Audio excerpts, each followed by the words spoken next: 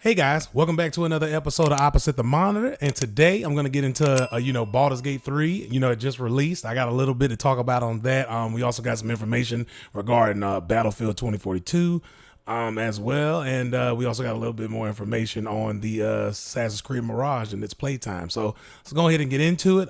First things first, though, I want to say, man, I have been enjoying my time with Baldur's Gate 3.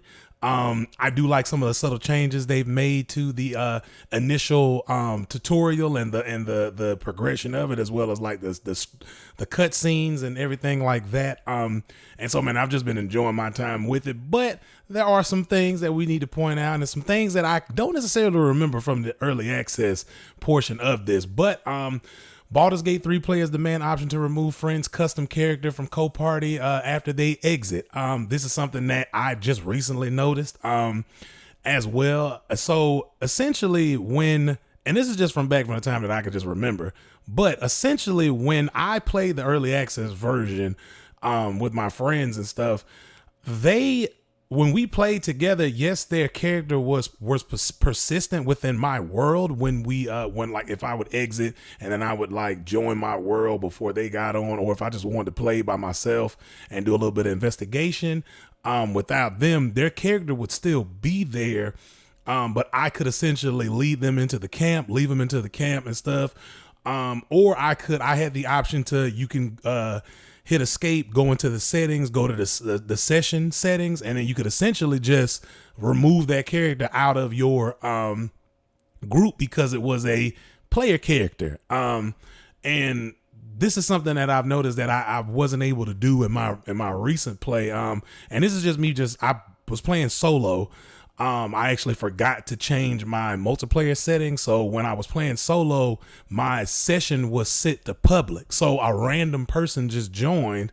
And then it's crazy because at first I thought it was like, wait, is this like my guardian at first? So I'm just like, what is this random character here? And the next thing I know, I'm sitting back and I'm like, Tav. And I'm like, no, that's the name of like a basic, character that you start out with. This is like a basic one you don't even really do any customization with. And then at the top left-hand corner, I was able to see that the character's name, whoever was playing that, whoever character that was, it was named Blonde Beard for some reason, which was kind of funny, but because it was a blonde woman dressed like a pirate. So, that was kind of funny, interesting to kind of see. But yes, I like, for some reason that I just wasn't able to remove that character from my group at all. I could essentially, take the character with me and leave them at my campsite, but I don't want to do that because it's a character of a person that I don't know. It's a character of a rando. So, this is an issue. Definitely needs to be an option to put in for, gamers. So then that way it's like, it's kind of immersion breaking. Especially, given the fact that, Baldur's Gate is a full-fledged RPG. It's like, it's basically D&D in a video game.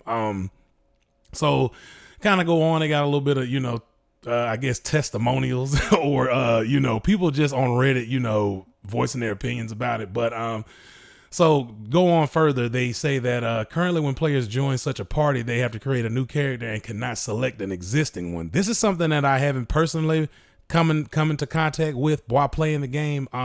But I, previously when I either joined the game in early access or someone joined me, when we originally played, starting out, we both created our characters together. And then during that process, if you're joining my world, then, and you do a direct connection, not through a lobby. If you're joining my world through a direct connection or through local area network, the character that you created during the initial process, you could play as that character. You weren't required to create a new character. So I think some things have changed during the time that I played early access, which was way back, like before, like I think I played early access. I played a lot of early access during patch 6 and a lot of like patch 6 to patch 7 is when I played a lot of early access. So there could have been possibly a lot of different changes that have happened as far as the multiplayer parties go. This also implies that if someone joins a co-op game halfway through a campaign, they end up permanently adding a custom character, and there's no way to delete this character from the host party. And this is what I kind of explained earlier. in my experience with it, is just a random character.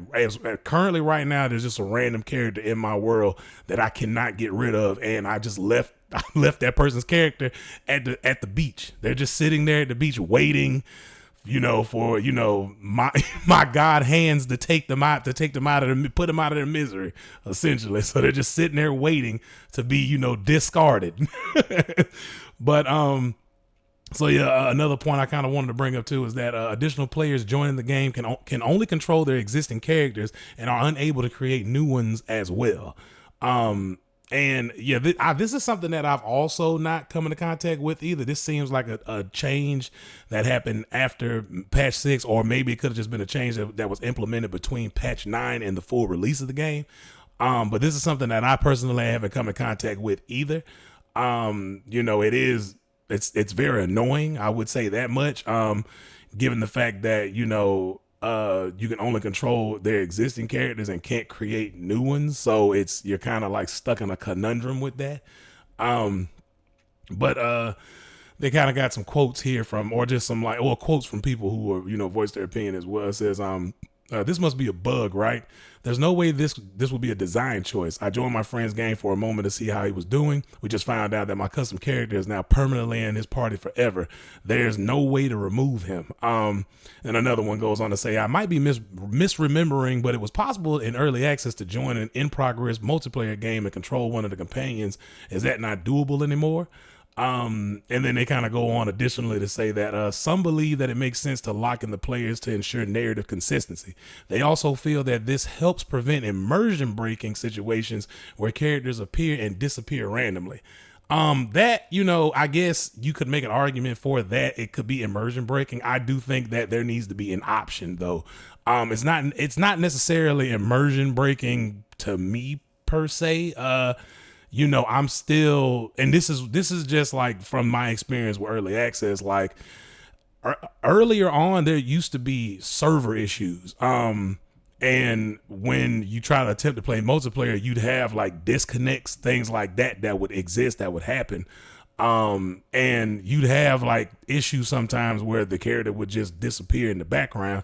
But granted, that was like far and few in between. But when it did happen, it didn't break my immersion. I was still like, it was just a noticeable thing, but it was more so just like, okay, you know what I'm saying? Like, I'm still invested in this story. I'm still invested in my character. I'm still invested in the choices that I'm making, things like that. So it's not necessarily too much of a immersion breaking for me. I mean, for most people, for other people, it could possibly be. I don't think that's a good enough reason to even keep this option, to even keep this around. There needs to be an option for people to be able to remove characters out of their world if they become more of like because I will say sometimes if you just have a bunch of random characters in your world, it's more annoying to have that in there. And it's still immersion breaking regardless, because now it's just a bunch of people in your world that just sit in your campsite and, they're not doing anything. One possibility too, and they kind of, I'll read this last piece, but they go on to say that, however, others think that a dynamic design choice will be more flexible and convenient. They also argue that it would allow for variable party composition. So the reasoning that I can only possibly think of is why that it could be a design choice, not a bug. And the main reason why I could think that is because it makes it a lot easier to have access to saved inventory and storage versus like, so for example, you as a party, everyone has access to everyone's inventory. All you have to do is hit tab, go into the inventory, and you can take things from your party members, or, and be able to use them, or, or whatever they pick up, because you're not going to always be around your party members all the time. Given certain situations, there may be times where, you have to go do your own independent investigation while speaking with certain people, or certain people in your group may have better persuasion attributes, better, they do better with a specific group of NPCs as far as like race or religion goes. So you may have a better time speaking to those people, getting different dialogue choices out of those people. So I think the main reasoning behind that is that you have more access to storage, because if your party members just, were ripped out of the world, you wouldn't have access. They'd have to always remember to put their inventory and storage in the chest at the campsite before they log off. So then that way the entire party can have access to whatever they picked up or whatever they received from a character or anything like that. It even goes down to certain characters having better investigation skills, better awareness skills, so that way they can be able to see hidden objects, hidden traps, anything like that other characters may not actually be able to see because it doesn't play into their character. It doesn't play into their attributes or their skills. So, that's kind of the argument for that. I don't think it's a bug. I think it's a design choice because it makes inventory and storage more accessible to people who may have a party, but the people in that party, don't just have disposable time and unlimited time and resources to just be playing Baldur's Gate 3 24/7 with their teammates. Some people want to play at different times and it just varies. But me personally, I think you still need the choice though. You still need a choice to be able to, choose whether or not you want to kick a person out of the group, because you do have instances where random people just join the group or whatever.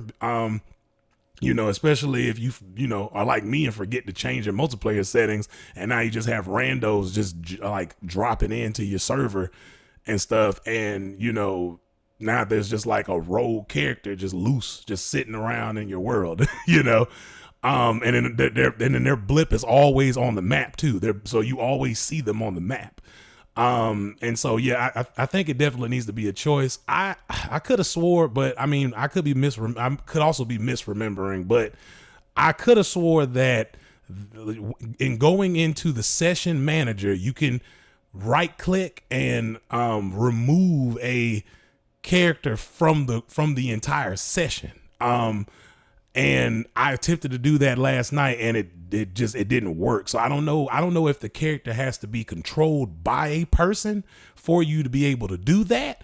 But I do know, and I can confirm that if the character is not controlled by another person, then they're not a legacy or like a main character, a main protagonist in the actual game, there's no way to actually remove that character. That character is just there until, an option comes or until they, change it. But as far as I know there used to be a way to remove them by going into the session manager. But I do know that the only times that I've done that is when a character was being controlled by that person, or sometimes the character would just log out and then now that character's not part of your group anymore. So yeah, it definitely is kind of like for me personally, it's an inconvenience. I don't necessarily think it's immersion breaking to just have characters that are not there.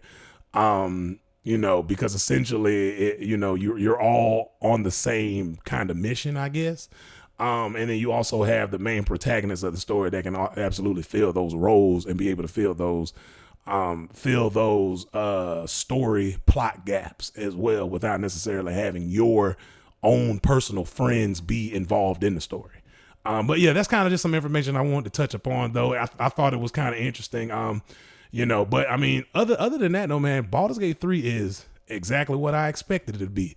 And they fulfilled their expectations for me. This game is awesome. This game is great.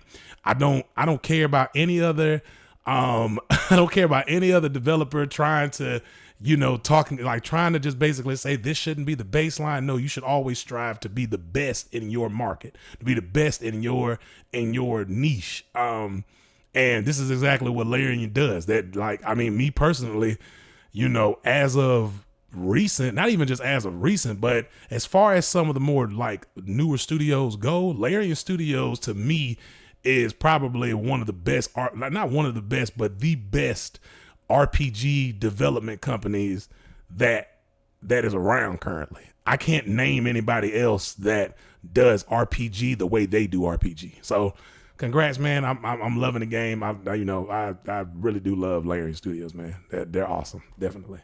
But moving on, we got some information about Battlefield. And this is kind of like, some information I talked about before, Andrew Wilson basically, confirming the next Battlefield game.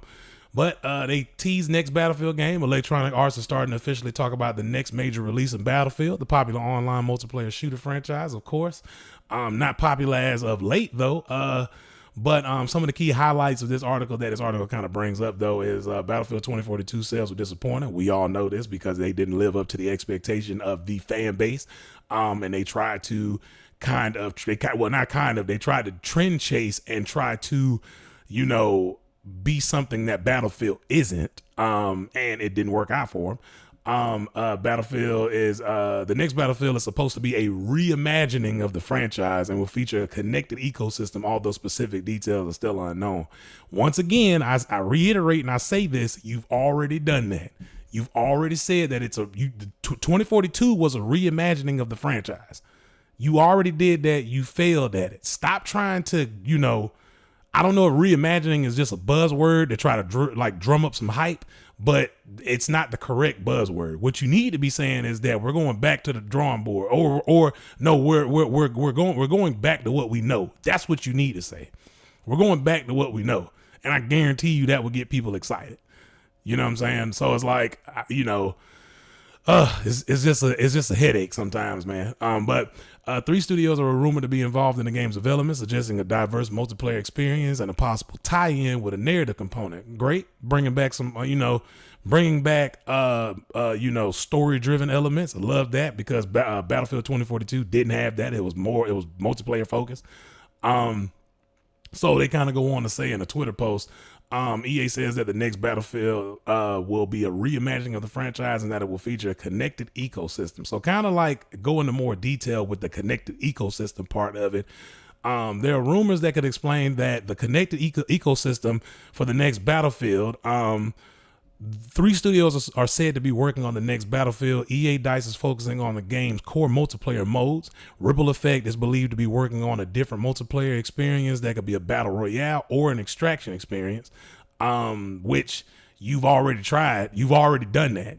You did that in 2042. Nobody played the extraction mode. I don't even remember what the extraction mode was actually, but nobody played it. Like people attempted to play it. It was so broken and people just gave up playing it. And then you already tried the battle royale mode, which was in Battlefield 5, and that also wasn't successful either. So this isn't a reimagining of anything. You're just doing the same thing you did previously. But you're taking elements from games that weren't successful and trying to act like it's this new idea that you came up with. No, only thing you're doing is redoing what you already did, but you're redoing the stuff that didn't work. Instead of redoing the things that did work or that does work, you're going back and you're not learning from your mistakes. You're just doing exactly what you did 3 to 4 years ago or 5 years ago. You know what I'm saying? It's just, it doesn't make any sense. So in Ridgeline Games is working on a narrative experience. The connected ecosystem could tie these 3 different game products together. So, I mean, it kind of almost sounds like when they say a connected ecosystem, it kind of almost sounds like you're wanting to copy the main menu of Call of Duty. So essentially when you go into Call of Duty's main menu, you have the three elements you can choose from, which is the story, the campaign, multiplayer mode, and then Warzone. This almost sounds exactly like that. So this isn't a reimagining of anything. You're essentially copying what you did from terrible games and repurposing that into a new game, but the core fundamentals are still there. And then you're also taking the idea or the structure that Activision already does for their games. This doesn't sound like anything that needs to be done per se. This sounds like something that, you're trend chasing again, and you need to stop. In my opinion, you need to go back to what works, which was classes, not hero shooters dressed up as specialists. You need to, that needs to go away. That didn't work, and it won't work for Battlefield. If you do it again, you're gonna have the same outcome again. And then you're going to be trying to put Santa Claus in Battlefield again. And then people are going to look at you crazy. So it's like, it's just funny, man, because every time I see EA attempt to do multiplayer, I don't know. I feel like everyone at EA just has selective hearing for some reason. Like they had selective hearing when it came to multiplayer versus single player games, and then when they were wrong, when they were proven wrong about the single player games by people actually buying Respawn's Star Wars game, that was when their awakening happened. But that entire time they had selective hearing, essentially saying that no one plays single player games anymore. And so until you're forced to actually see that, yes, people do play single player games, that's when you change your tune. Same thing here with Battlefield. Until you're forced to see that, people like how, Battlefield's original core system was, that's the only time you're going to be able to listen. So in my opinion, I think that people should just expect the worst from EA's Battlefield. Expect the worst. Don't go out and rush and pre-order. I mean, if you are a, Battlefield fan or whatever, man, and you've been, you're just a diehard fan or whatever like that, buy it, do whatever you want to do. In my opinion, that I think you should probably be a little bit more cautious, given the fact of they've delivered two terrible products back to back. Battlefield 5 and Battlefield 2042. Two terrible products back to back that had underwhelming earnings, or that didn't sell well. So I mean, in my personal opinion, just go ahead and get as much information as you possibly can, and then interpret that information. Get information from both sides, divulge it down to the truth, and then you figure out what the best course of action for you is. Me personally, I'm not pre-ordering Battlefield. I thought it was a crime to be able to sell Battlefield 2042 at $120. That game definitely was not ready for release at all. And then they just, people fall for marketing a lot. They fall for marketing so much, and they get caught up in that hype so much, and FOMO and all this other stuff like that. And it definitely just, tricks people into just giving up their wallet so easily. And I think a lot of people just need to be able to, get as much information as you possibly can. Know that they will say a lot of buzzwords and say a lot of things to make you think one way, when in actuality, they haven't changed anything. So I mean, just be cautious with this, but this is kind of like not good news. I don't see Battlefield. Like, I was hoping maybe there would be some great change to it, because I'm completely done with Call of Duty. I'm not buying another Call of Duty. I'm not moving with Activision and Call of Duty, just because that game has just constantly been a letdown for the past like 3 iterations. I'm looking for something that has consistency over a course of period of time. If you're going to kind of do like a live service or whatever, that at least be consistent. I'm actually getting so burnt out from battle passes that I think now we just need to go back to map packs, to be completely honest with you. I'm getting so burnt out from battle passes. I'm getting so burnt out from Activision just throwing in stupid elements to a game, like, just throwing in all kind of pop culture icons, throwing in Nicki Minaj and Snoop Dogg and all this other shit. Like, I'm like, bro, like this is just getting ridiculous and out of hand. And every time I see an advertisement for that, I always do a facepalm and roll my eyes into the back of my skull, wishing I never saw it. You know what I'm saying? It's just, shit is just getting ridiculous. So I mean, man, me personally, I want something else. This is why I'm kind of like looking at X-Defiant.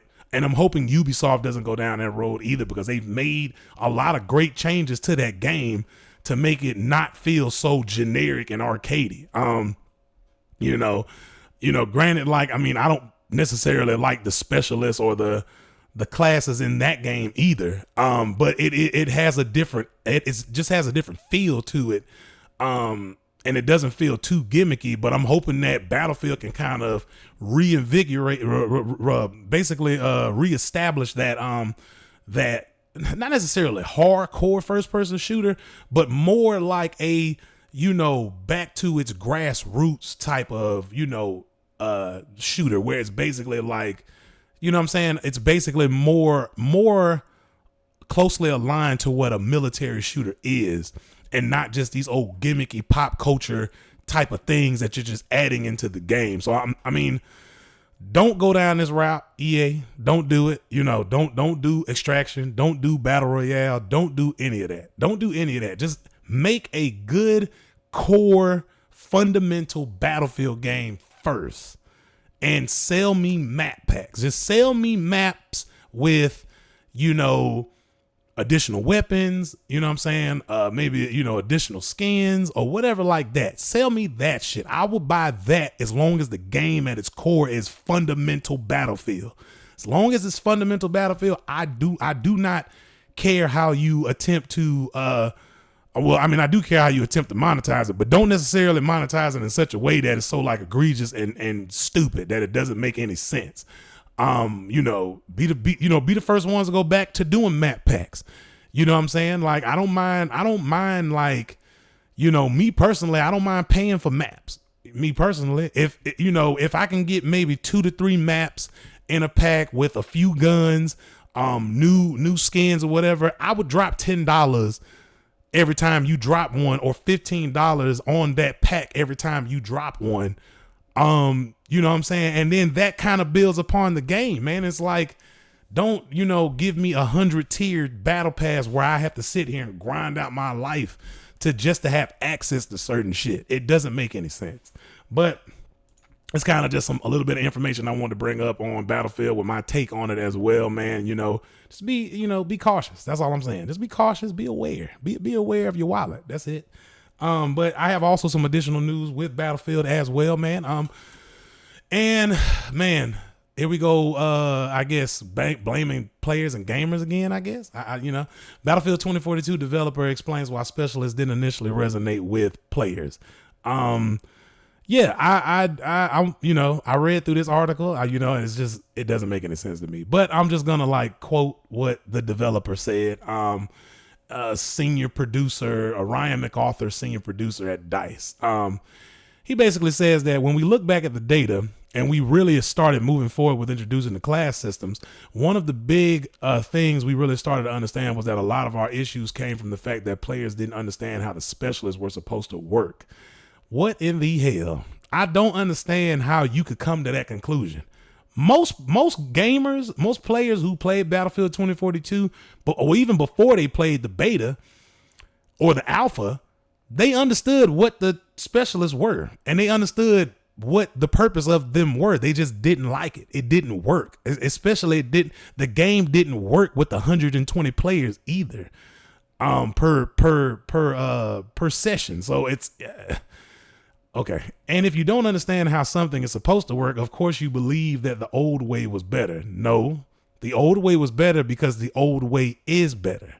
The specialists do not work, and they didn't work, and they were terrible. And so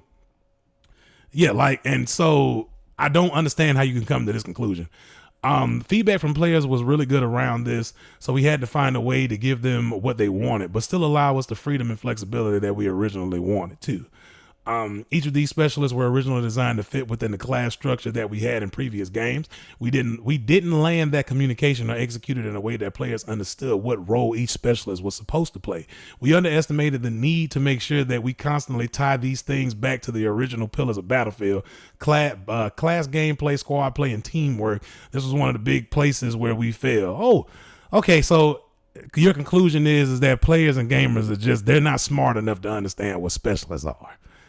Then players and gamers are just too dumb. They don't get it.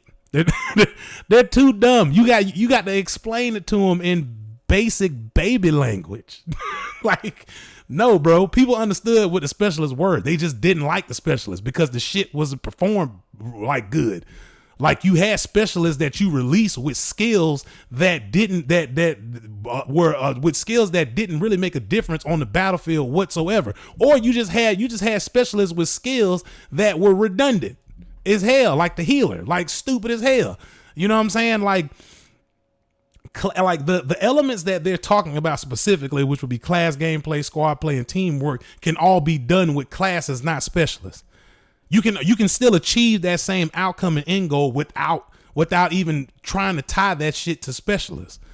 You can tie it to the class if you so choose, where you essentially pick a class. If you pick a medic, you were a medic. You know what I'm saying? You had gadgets, or you had items and things like that to be able to use, which is why you had a defibrillator and all that stuff for a medic class. When you have like specialists and you're trying to make them do goofy ass hand signals and say stupid ass shit on the battlefield, it's first of all immersion breaking, and then you give them abilities that are either A, redundant, two not useful, or B, not useful, or C, essentially just they essentially had like a wall hack for a specialist for a specialist in the game. So I mean, like, essentially it's like, bro, like, what the hell are you like? What are you talking about? Gamers and players just don't like get they didn't understand how the specialists were supposed to work. What the hell are you talking about, bro? This sounds like cope. It sounds like cope for a terrible decision that was made because you saw success from a different company, from a different development company, from a different publisher, doing the thing that you wanted to do. Because you thought that if you created specialists, it would then allow you the excuse to be able to create more monetization options. So then that way you can be able to create these stupid ass like skins, like throw Santa Claus in there and shit, and then have them say all goofy shit as if it's like Battlefield, like if it's Battlefield with Fortnite within Battlefield. It's so dumb. So me especially, man, I think this is like a bad take. I don't think gamers or people who purchase the game aren't so stupid to the fact that they don't understand how specialists work. Especially if you play first person shooters, if you played Overwatch before, you know how like specialists or hero shooters work. So I mean, this is just a bad take from Ryan MacArthur. You need to do better, bro. Do better. But yeah, moving forward though, man, we got some more information. And we got some more information on Nintendo Switch, man. Nintendo Switch 2 has 512 gigabytes of storage, a slightly bigger screen. They're kind of taking a playbook out of Todd Howard's kind of I guess speech or words he likes to say. Todd Howard, the biggest liar in gaming. The new Nintendo Switch console will reportedly have 16 times the storage of the original 2017 console. 16 times the storage. It's like 16 times the graphics. I've heard that shit before. Only difference is though, I don't think Nintendo would necessarily it's more feasible to add additional storage to the Nintendo Switch personally. I just thought that was pretty funny that they specifically said 16 times.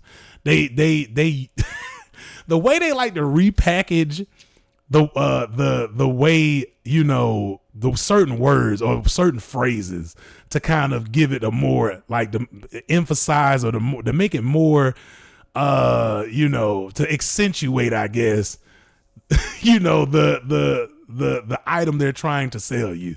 16 times the storage, or 16 times the capacity. YouTuber and Nintendo insider Nate the Hate revealed that the new Nintendo console will have a huge storage upgrade when it releases next year.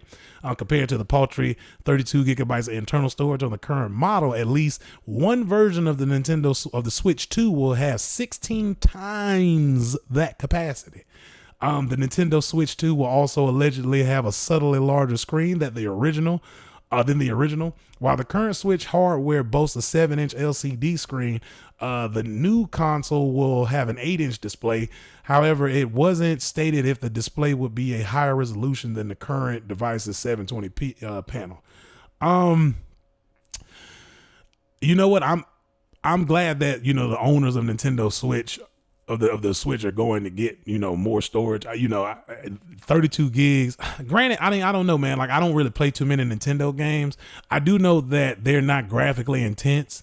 So I mean, a lot of them don't really have as much content as per se, games that are majority like on like PlayStation, Xbox, and PC and stuff. So relatively, I mean, I guess 32 gigs doesn't sound like a lot. But then again, I don't know the average downloadable storage or downloadable space that an average Nintendo game would need. I mean, I guess you could probably say maybe like 8 to 16 gigs. But even then, that may be a lot. I don't really know. I have to look though. I have to look more into those numbers to see what the average Nintendo game requires for storage space. But I mean, 512 gigs, man. It assumes that there are going to be multiple models. So I'm assuming that the 512 gig model will most likely be the more higher end model. And I'm assuming that the flagship model I would probably say have maybe 128 gigs. If I got to guess, there may be 3 models of the Switch 2. You may get the 512 gig model. You may get you may get a 128 gig model, and then you may get a 32 gig model. Or you may just get 2 models where one is 512 and one is 128, and there won't be a 32 gig model. And then also too, they kind of speak on the 7-inch LCD screen display as well. Me personally, I have the Asus ROG Ally. My screen, I'm pretty sure is 7 inches. 7 inches is pretty big. I don't know why you would probably go with the 8-inch. I would have probably stayed with the 7-inch display and went with the OLED versus the LCD, because the OLED does look significantly better. Me personally, there's the wonders a difference in a screen could do while playing video games. Like, the OLED looks much cleaner than the LCD does, and it could probably enhance what that 720p would look like if they so choose to go with 720p for the Switch 2. Me personally, I think you should probably add a little bit more processing power, a graphical processing power in there as well, to just so you can be able to play games in 1080p, because I think 1080p is just the standard. I feel like Nintendo has just been falling behind with that part of their hardware a lot. So I think that, 1080p needs to be the standard. You just need to get rid of 720, me personally. But if this is like, take it with a grain of salt. These aren't like actual, features and specs of the new, of the Switch 2, but in my personal opinion, this is just speculation. I think you should just do away with 720p, do away with the 32 gig, make 2 models, 128 gig, a 512 gig model, and then don't even attempt to do, an 8-inch, because 7 inches I think is enough to be able to play on a handheld at least. And then switch out the LCD for OLED, and then get rid of 720p and make it 1080. In my personal opinion. But I mean, this is good news, man. Good information. For the people who play Nintendo, have a Nintendo Switch, and you're one of the ones that's upset and fed up with the low storage space and the micro SD, expandable storage and stuff. 512 gigs would be a lot. And then they could still add the micro SD cards, or allow for something similar to expandable storage, but something similar to Xbox, where they have the cartridges of the expandable storage, like cartridges basically that you can just plug in. You can just plug it into the top of your Switch, or be able to add in a hybrid M.2 solid state drive chip and just slide it into the top at the same way that the ROG Ally does, because ROG Ally also has expandable storage, but it uses a hybrid M.2 SSD instead of a micro SD, and then that allows for faster and more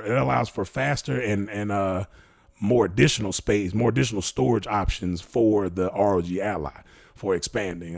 So I mean, yeah, that's actually really good, man. I'm that's good news, good information, man, and, definitely excited to kind of see what this is. I don't think I'll be getting a Nintendo Switch. I love my Ally too much. And I have more options as far as playing video games goes on that particular, platform. But, if anybody that likes Nintendo Switch, man, hey, this is good news for you. You know what I'm saying? But moving on though. we have some information that I kind of just want to touch up on too, man. Take-Two CEO and president made $72 million following GTA Online earnings. And you know what? I'm just going to read through this entire thing because this is just ridiculous at this point, man. This is kind of where all of your money goes. It doesn't go back into developers. It doesn't go back into, the people on the lower end that put in all the work to make the game that you love, the game that they've just been reselling to you for the past 13 to 15 years.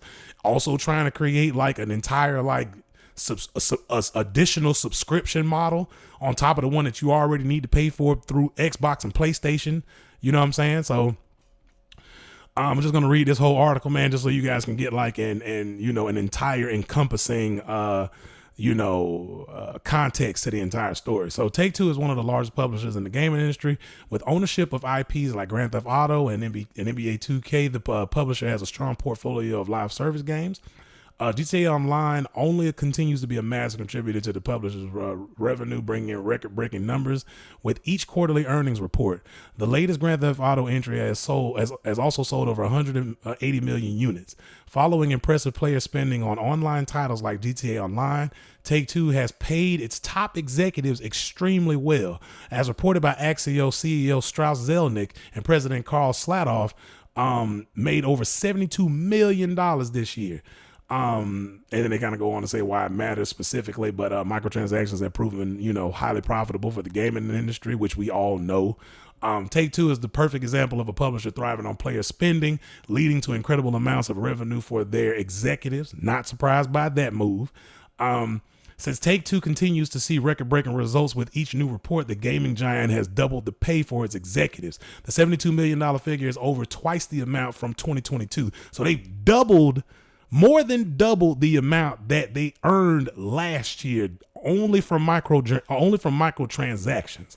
So it gets even worse because this is what capitalism breeds in our society when you don't pay attention to what goes on behind the scenes. The two executives are paid through ZMC, and ZMC relies heavily on microtransactions. According to the report, 25% of the $43.8 million for ZMC relies on microtransaction performance for Take-Two titles. So if you don't know what ZMC is Zelnick Media Corporation.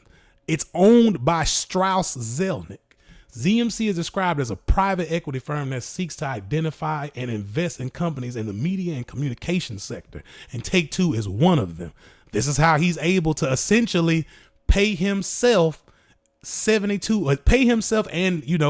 friend, the CEO, $72 million by basically funneling profits from Take-Two into ZMC, and then taking that amount, or I guess 25% of that amount and putting it straight into his pocket. Like, this is what capitalism breeds. It's ridiculous. It's like terrible. You know what I'm saying? GTA Online is undoubtedly the most important piece of the puzzle for Take-Two. It has millions of players each month and continues to see increased spending thanks to the new content with each update. However, this could be just the beginning of a long and successful road for Take-Two. While games like GTA Online have always been successful, live service gaming has been overhauled over the last years. This kind of information does not make me excited for GTA 6. And this is kind of like where we're headed, because Rockstar has been able to kind of skirt through negativity when it comes to this side of things. Me personally, they've been able to skirt through. I don't really see anybody talking about this. No one brings this up when they mention Rockstar. They only bring up the GTA Plus subscription and stuff like that, and the terrible microtransactions that are in there, but they don't bring up like what happens after the fact. They don't bring up what all of that leads to. And it doesn't lead to the people that, help, that do the heavy lifting at the bottom. It all goes to them. And this is how they do it, through a private equity firm owned by Strauss Zelnick, and it's just getting ridiculous, man. With introductions like battle passes, players have become accustomed to spending money on games on a seasonal basis. Similar inclusions in the next iteration of GTA Online could lead to even higher revenues for top executives. CEO Strauss Zelnick has already said that Take-Two expects record-breaking profits in fiscal year 2025. So they're getting ready to bleed your ass. They're getting ready to bleed your pockets. Just know that. Just know, given the context of this information, given the games that are about to be re-released, because they're already planning on 2 remasters before March of next year. So they're finna bleed your they prepping to bend you over before GTA 6 starts. This window likely includes the much awaited GTA 6, which could sell over 25 million copies at launch. And it's just like something that they've created this. You know what I'm saying? They've created this I guess ecosystem to where, or this particular way of developing games to where no one questions it. You know what I'm saying? Like, no one questions the fact that, it takes them 13 to 15 years to make the next GTA game. You know what I'm saying? Like, no one questions that, because it's like, you're going to buy it anyways. Everybody wants to play Grand Theft Auto. Hell, I even want to play Grand Theft Auto. You know what I'm saying? But since I'm objective, I can sit back and be like, this shit is terrible. This shit is wrong. You know what I'm saying? Like, it's not good. So it's like, me personally, I'm excited for GTA 6 because it is definitely a cornerstone of gaming, and it's always been that. It's always been that for as long as I can remember. You know what I'm saying? And it's just like, man, you know what? We've gone off the deep end now. We've gone so far off the deep end to where we just allow this type of shit to happen, and people don't necessarily second guess or question it per se. But you know what, man? It's, you hate to see it. You hate to see it, man. Well, they making money hand over fist, and they don't pay anyone else. Like, they don't pay the developers anybody else. Like, I can just imagine, bro, like $72 million. And it's all being paid directly to him through his private equity firm. Crazy.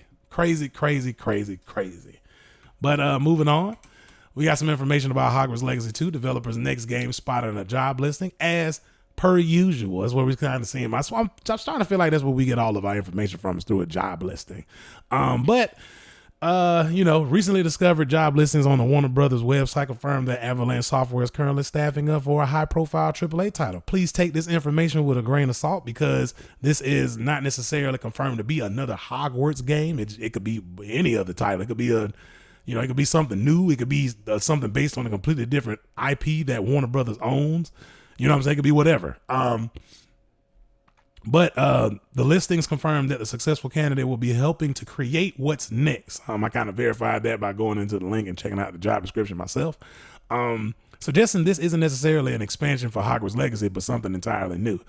The job ad lists experience with Unreal Engine 4 as necessary. Given that this is the same engine that was used to develop Hogwarts Legacy, one could surmise that they're looking to use the same engine to reuse certain elements from their last game, which is common practice for a direct sequel, which makes sense. That's essentially what they did with Spider-Man. They didn't necessarily upgrade the engine, and you don't need to do that because it makes sense to be able to take something that was built from the ground up specifically for this console, and then just take what you've already created, the world, the design and everything like that, and then just add more to it. If you want to put 2 and 2 together, you could closely make an argument that this is Hogwarts Legacy 2, but take it with a grain of salt, man. But this is, I guess, interesting news, I guess, because Hogwarts Legacy is, to me, one of the biggest titles that dropped this year. You know what I'm saying? And it's that game is amazing. I'm going through on another playthrough just to pick a different house already. This is my second playthrough currently, but Hogwarts Legacy is definitely a game you should be playing if you haven't played it yet. Obviously, if you love the Harry Potter franchise, then I'm pretty sure you played it day one. But yeah, man, this is kind of good information, man. I mean, it's, not good. It's interesting information if you're excited about Hogwarts Legacy and a possible sequel to it. It would be interesting to see what timeline they choose to do this, or if they choose to just do it like maybe 5 years from the original game, or, you know, if they want to do like more modern day times, or possibly it could be a story that happens after the events that took place with Harry Potter, but not too deep into the future. It just depends personally. You know, I think that, you know, it really just depends on how I don't know how they would be able to do the story is my thing.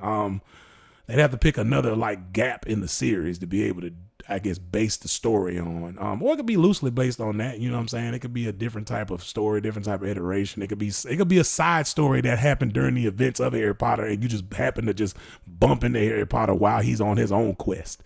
You know what I'm saying? It could be whatever, but this is just good information, man. You know, it's always good to see great developers making more games. You know what I'm saying? So I'm obviously excited for this as well. You know, because I'm currently still playing Hogwarts Legacy amongst other games as well. But yeah, man, I'm excited for this, man. Definitely try to keep an eye on this and see what happens. But moving forward, though, we have our last little bit of information and, you know, some more information on Assassin's Creed Mirage. And it takes about 20 to 23 hours to complete. So, you know, coded by one of the lead producers, Fabian Solomon, I guess. Given that we do a lot of playtesting internally at Ubisoft, it's part of our process. We really want to get as close as possible to the players. So we'll say that the latest playtimes we received average are at around 20 to 23 hours, which is actually good, man. That's actually a really good amount of time. That's, you know, a little bit less than what God of War was. And I mean, God of War, you know, told a great story. It didn't feel extended. Like it felt like it was just the right amount of gameplay and story and things like that, and then you can still increase that amount of time to about 35 to 40 hours if you go do all of the side quests, as well as like you know, I mean, you could probably extend it a little bit longer than that by also like trying to fight the warriors around the map as well too. So I mean, this is actually a good amount of time. I'm so glad they're starting to just like shrink the bloat in all of their games, like Mirage, Star Wars Outlaws. I'm pretty sure like the next few Assassin's Creed games are probably going to follow this trend as well.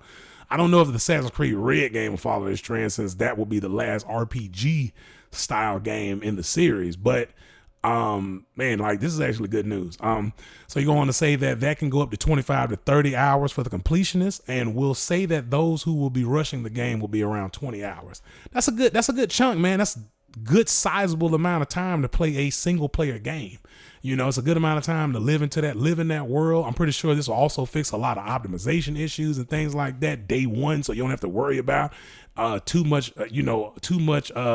load times and reading and writing and rendering of different assets and things like that around the map. Like the gameplay already looks really good as is now anyways. So like Assassin's Creed Mirage is something that I do want to jump into as well. But yeah, they kind of go on to kind of compare the size of the map to Unity's Paris or Revelation's Constantinople. I think that's how you pronounce it. I butchered that name so bad. But yeah, so the map, you know, is definitely going to be sizable, but not too big. And that's, for me personally, that's a plus. I've always advocated for smaller clusters of maps, or just a smaller map, but more dense elements within that map for you to be able to explore, you know, uncover and investigate, you know, more side quests within that. That's probably one of the reasons why I enjoy Final Fantasy 16 so much, because they offer that option as well, to be able to, like, a lot of the side quests happen within cities and stuff. You rarely go out too far to be able to do a side quest sometimes. And when you do venture out, the map isn't so massive to the point to where it's like, you know, boring or becoming like a chore to be able to complete. So I mean, you know, this does definitely help their case as far as like going with the choice of doing more Assassin's Creed games, but canceling like games like Immortals Phoenix Rising too. So I mean, I'm excited for this. And then hopefully too, if they can kind of, you know what, I started sitting back thinking about this, and I'm like, maybe the main reason why they actually chose to cancel Immortals Phoenix Rising was because they want, and they chose to kind of go down like all of these Assassin's Creed games to go down this route is because they kind of want to, number one, change the perception of what their games are to, and to basically try to, garner better rapport with gamers and get out of this stigma of what the Ubisoft formula is. And then two, be able to develop better games with, a better structure. And I think once they kind of build that trust through rapport and repetition, they will go on to make Immortals Phoenix Rising 2. And that will kind of have the same kind of formula, and they can get back to what like good Ubisoft games are. And I think Assassin's Creed is like this. I think Assassin's Creed is the guinea pig for that. I think they're using the Assassin's Creed, which has a household name, to be able to restructure the branding of Ubisoft. So, I mean, hey, I'm all for it, man. If you're making games like this and they're going to be, good games, I'm down for it. I support it. But that's all for today, man. Thank you guys for tuning in to another video, man. If you guys enjoyed the content, make sure you like the video. If you enjoy the content that I put on the channel, subscribe to the channel, man. It's full of great content, man. It's full of content of me just going through, giving my opinion, calling out developers and publishers, and just calling shit for what it is. And and it's not necessarily like too, I guess aggressive, but sometimes I can get like that. But make sure you guys subscribe to the channel, man, and hit that bell so you can always be notified of a video whenever my videos go out once a week. Every Tuesday. I typically try to keep them consistent with like 2 in the afternoon Central Standard Time, so make sure you look out for that. And yeah, man, thank you guys for tuning in. Thank you guys for supporting the channel, man, and I'll see you guys next week.